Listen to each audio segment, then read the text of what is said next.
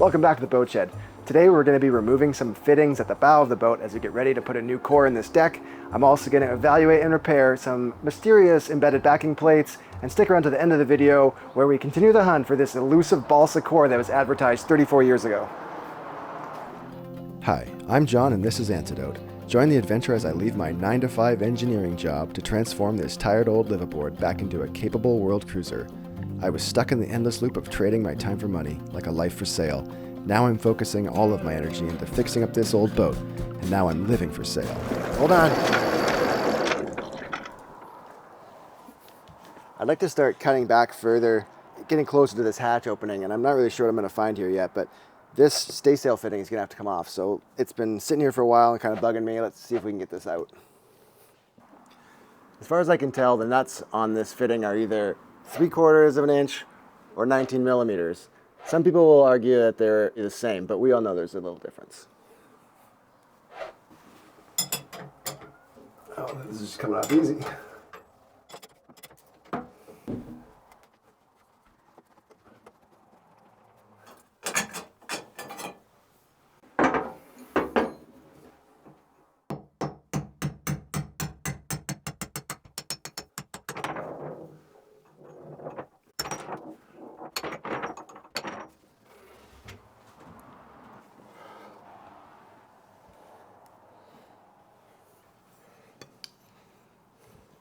On there pretty good still.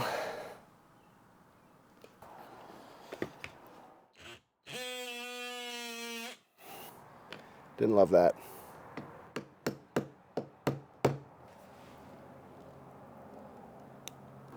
This must be another case of something that was put down with 5200.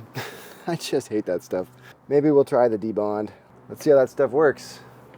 This stuff's been recommended before, and I've tried it with variable success, but let's give it another shot. This is the Marine DeBond, and this actually promises to, right there, break the bonds of 5200. Well, let's see how it goes. You're supposed to score around the fitting first, give that stuff somewhere to go.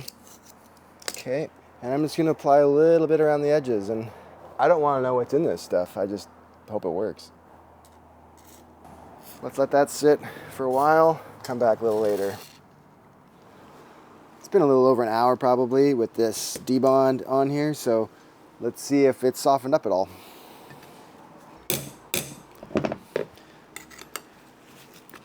Sure doesn't seem like it. It's coming, but hard to say if that helped at all. It's very slowly peeling.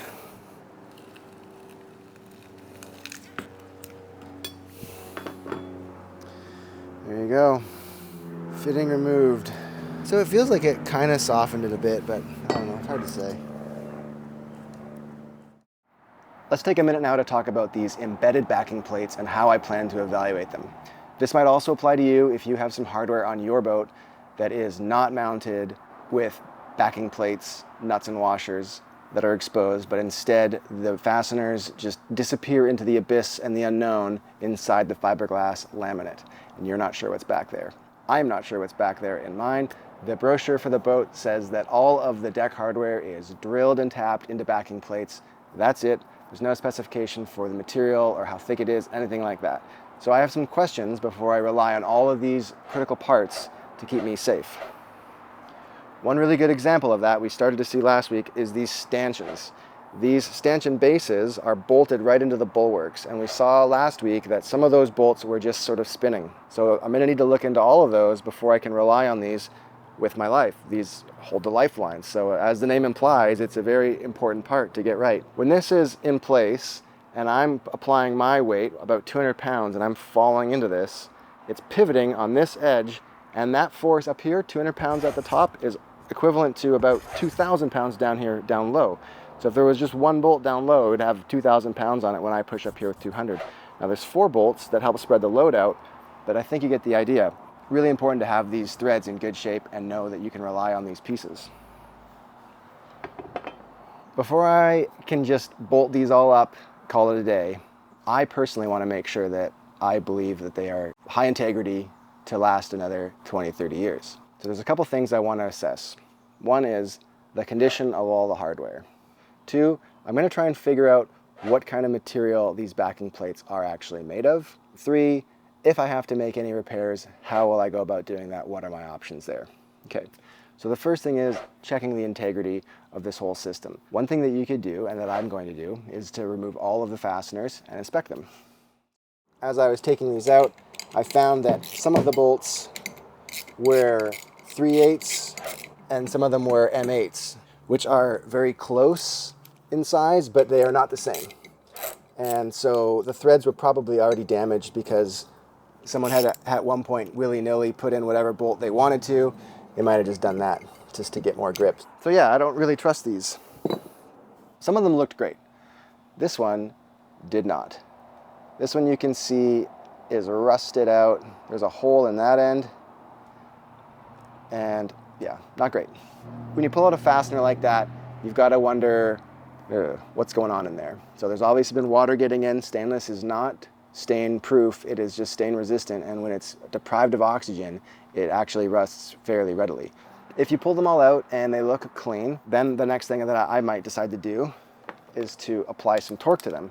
You can set it to apply a specified torque to the fastener. Let's say 11 foot-pounds for a 5/16 stainless fastener. I would creep up to that value. I would maybe start at a third of that value, apply the torque wrench, and see if you get a good firm bolt before it starts to just spin, and you might work up towards that. You definitely don't want to exceed that because that value is usually around 75% of the strength of the bolt. If you get much past that, you probably will damage the bolt or the threads or both. When you're using a torque wrench like this, just be really careful because it has such a long arm on it. It's very easy to apply torque in excess of what the bolt can handle and not really feel like much. When you're using a regular torque handle, you're about here, so you get a lot more feedback on how the fastener is doing. So something to think about. If you round out your threads because of watching this video, don't blame me.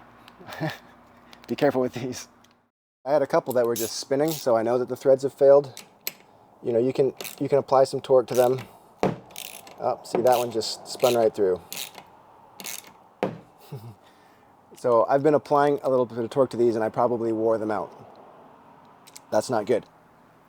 We didn't even have a chance to use the torque wrench on some of those bolts. They failed so fast. And look, here's how I feel about that. They were obviously damaged previously, and I'd much rather have them fail in here and know that they need repair than put them back in, hope for the best, only to find out down the road that they fail in the worst way and let me down. We'll revisit the torque wrench idea again once we've done some of these repairs, which are coming up. Now, before I go on to the repairs, I want to know what kind of material I'm dealing with in there first. Boat this age, built in the 80s, aluminum and stainless would probably be common. Potentially mild steel. Some of these old boats did have mild steel in them. This is all sort of before we understood that water gets everywhere no matter how you seal things up. And if you're watching this channel, you already do know, or you are learning quickly, that water gets everywhere. There is no such thing as waterproof, even in a boat. The first thing I want to do here is eliminate the possibility that there's mild steel in the bulwarks or any of these backing plates. It's unlikely, but let's make sure. The easiest way to do that is going to be to use a series of magnets. This is this little stack of neodymium rare earth magnets. To my handle here, they stick very strongly. And then this is a piece of laminate that I cut out of the bow. This is a little over 1/2 inch. So this over represents the thickness of the bulwark, which is more like 1/4 inch. But we're just going to use this to verify, even through that thick fiberglass construction, there is some attraction with that magnet. Because if I take this away, even at a lower angle, that moves. Okay? That would tell me that if my backing plate was steel and it was this thick or thinner, then I should get some magnet to stick to it. And I don't get any attraction at all here. So I'm feeling pretty good that it's not steel. Some of you might be wondering, with such a thick piece of fiberglass as that test sample, how can you really be sure that the magnet wouldn't have stuck to the bulwark? So let's try again with this thinner piece of wood here. This represents about the right thickness of the bulwark. And with my magnet here in one hand and my ratchet handle in the other, you see here we have a really good attraction. That tells me that the backing plate in there is definitely not steel, mild steel, but we do want to determine if it is metallic. The easiest way to do that is going to be with a continuity test and a multimeter. So we're going to start by driving some of these bolts back in. So when I just touch the two leads together, we get 0 ohms or 0.1 ohms. That's what you'd expect. That's the baseline. So now, touching these two together, we should get very close to 0.1 or equal to 0.1 if it's connected. 0.2. So that tells me that they are electrically connected and there's some mild resistance in there. That might be indicating that maybe it's stainless instead of aluminum, because stainless has more resistance to electrical conduction than aluminum does. Okay. Well, that confirms that we are very likely dealing with a metallic backing plate of some sort, probably stainless or aluminum. Now, this is getting a little ahead of the story here, but I've actually already done a little bit of drilling in there, and so we have some shavings we can look at. And with those, we're going to take advantage of a common property of some of these two metals. So this is a piece of aluminum, and you'll see here that there is absolutely no attraction to the aluminum. Stainless, on the other hand, is often, but not always, but can be mildly magnetic. Let's go take a look at these shavings over here and see if we can get any attraction on those. So with all these chips here that came out of the drilling that we just did, let's just see how that looks. Aha. The fact that I have chips gathering on the end of this magnet would indicate to me that that plate behind the bulwark is very likely stainless steel. Okay, now that I know what the kind of material I have, I can start planning the repair options. In most cases, the easiest thing to do is going to be to drill all the way through and install new backing plates, nuts, and washers. The only reason you might not want to do that is, well, two reasons. If you don't have access to the back, or you don't really like the aesthetic situation that will put you in. For me, that will mean I have backing plates and washers all around the whole exterior of the boat. So I don't really want to do that if I can get away with using the internal plates that are already in there. The other two options are a little bit more complicated, and you have to be pretty careful with them. The first is going to be to use a kit like this. This is recoil. Essentially what you get here is a little tool kit, and you get a whole bunch of these little guys right here. So this is basically a coil of threads. It's wound stainless wire, matches the internal diameter of the bolt you're trying to repair. In order for these to work, you have to drill the hole to the next size up. They come with a specialty tap. You'll re-tap the holes, and then you'll insert this guy. This is a little coil on the end of a bolt here, and that actually goes on the end of this little tool. And you'll just put that in the hole, you'll drive that home, screw it in, and then voila, Bob's your uncle, you've got internal threads that are totally repaired, made of stainless steel. The other option is a little more straightforward, and that's just to drill to the next size up and then re-tap it for the next bolt size. So we will be increasing all of these bolts along the bulwarks from 5/16 of an inch up to 3/8 of an inch. Now thankfully, the proper drill to get ready for a 3/8 by 16 tap is 5/16 of an inch. That will completely remove all of the damaged threads inside these holes and hopefully provide a good foundation for a new start. Let's give it a try. You want to go in as parallel as you possibly can.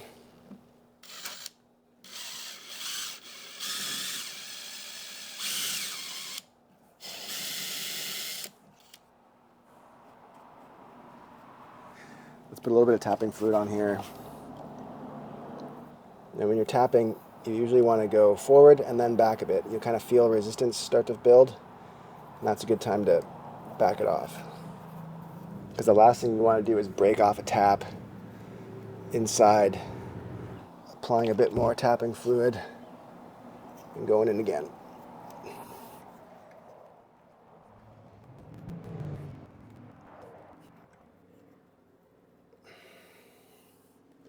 I can see those are forming nicely in there.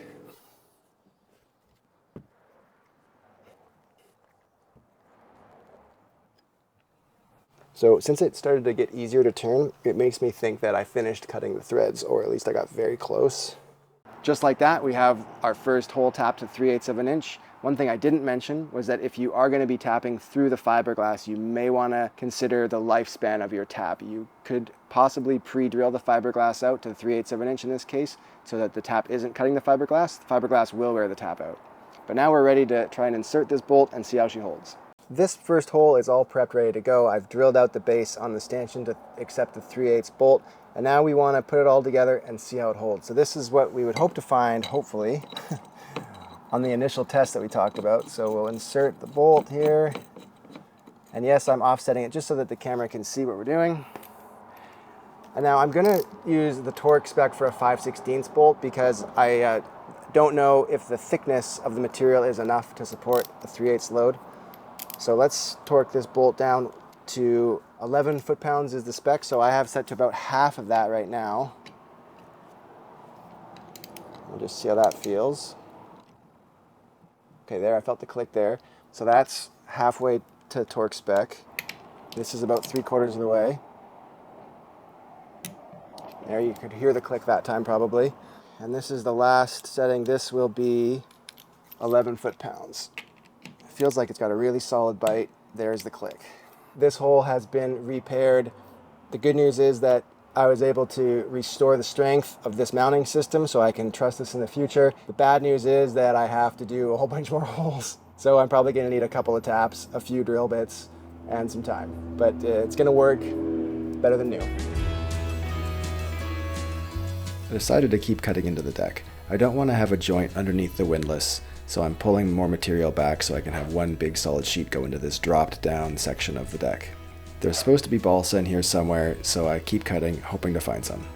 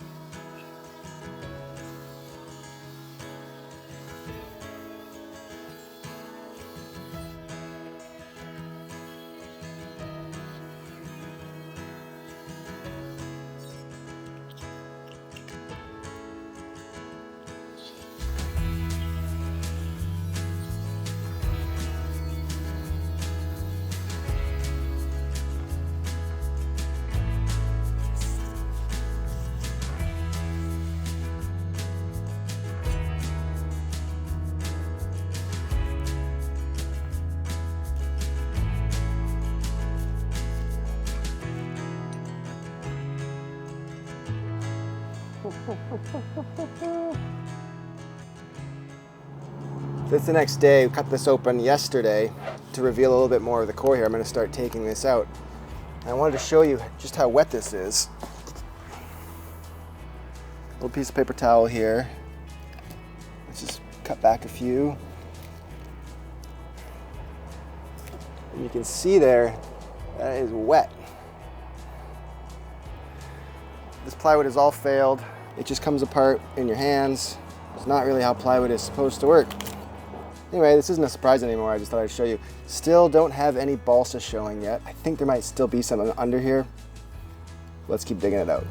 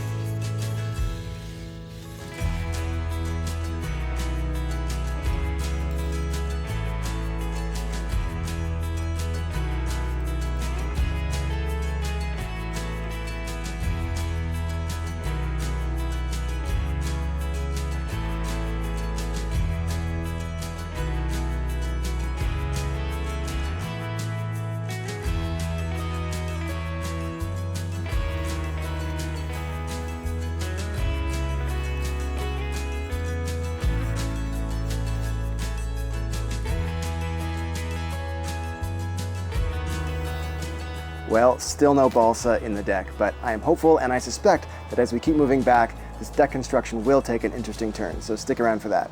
Now, if you found today's video useful or entertaining in some way, it would mean so much to me if you'd hit that like button or leave a comment down below. I read everything that you guys leave on this page and I try my best to respond to everything. Thank you so much for supporting this channel.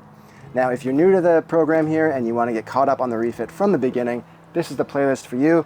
And if you want to subscribe for more of these videos in your inbox, then that button right there will take care of that. Again, thank you all of you for coming by the shed today, and I'll see you in the next one.